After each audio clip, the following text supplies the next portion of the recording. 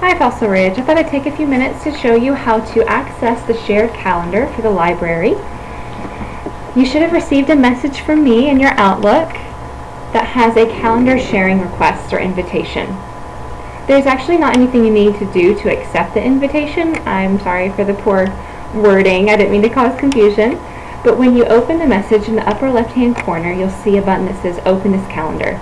So if you click on that, then the calendar should automatically populate into your screen. So you should see your calendar and the Fossil Ridge High School Library calendar side by side.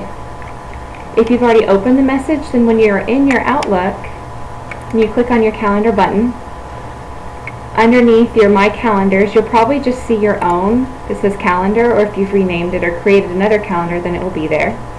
And then underneath your shared calendars, this is where you'll actually see the Fossil Ridge High School Library calendar. And if you do not see any shared calendars underneath there, check this little arrow next to it.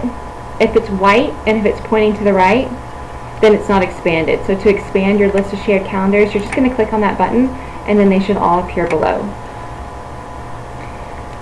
Now you'll probably notice that right now I only have one calendar on my screen that is viewed.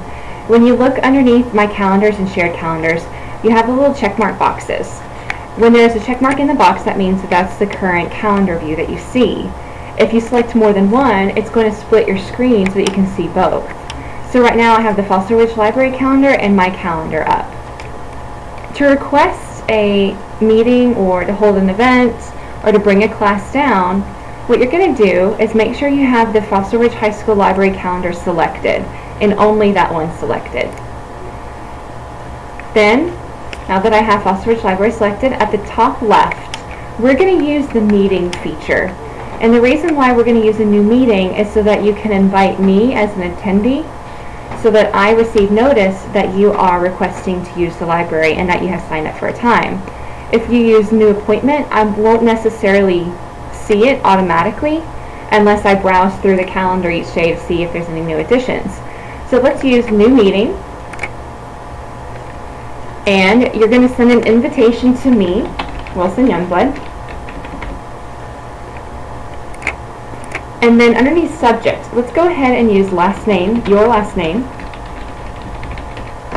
and then a brief title.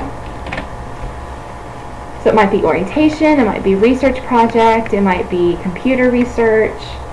And then underneath location, be specific as to which area of the library you're requesting. If you need the entire library, go ahead and put library. If you need a library classroom for a meeting, put library classroom or library conference room. And the body of your message, go ahead and include some more details that would help me prepare for your visit to the library.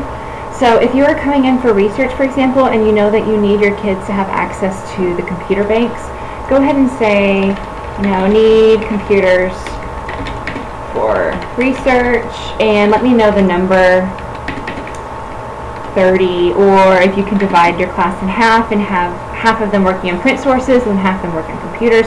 Just let me know those types of details so that I can make sure I prepare.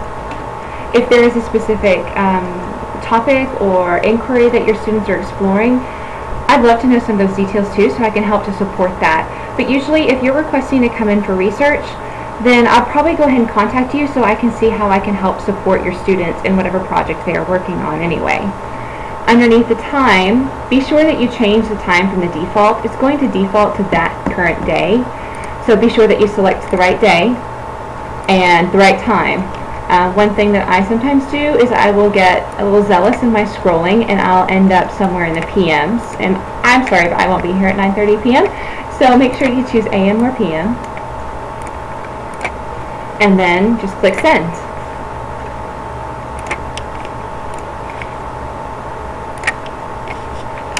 When you send the appointment, it's also going to ask you if you'd like Outlook to go ahead and copy that onto your calendar.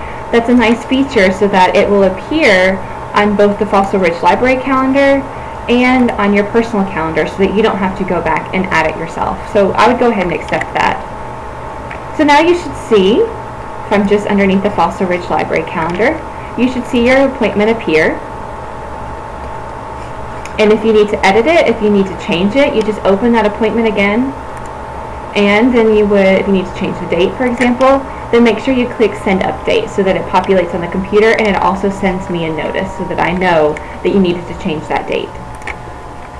So I'd like for you to use the shared calendar in Outlook anytime that you'd like to bring your classes down, if there is an event that you'd like to hold in the library, if there is a meeting that you'd like to use one of the conference rooms or the library classroom, anything that you would use the library for, with the exception of the COWs or the netbooks. We'll talk about the process for checking out netbooks a little bit later once those details are finalized.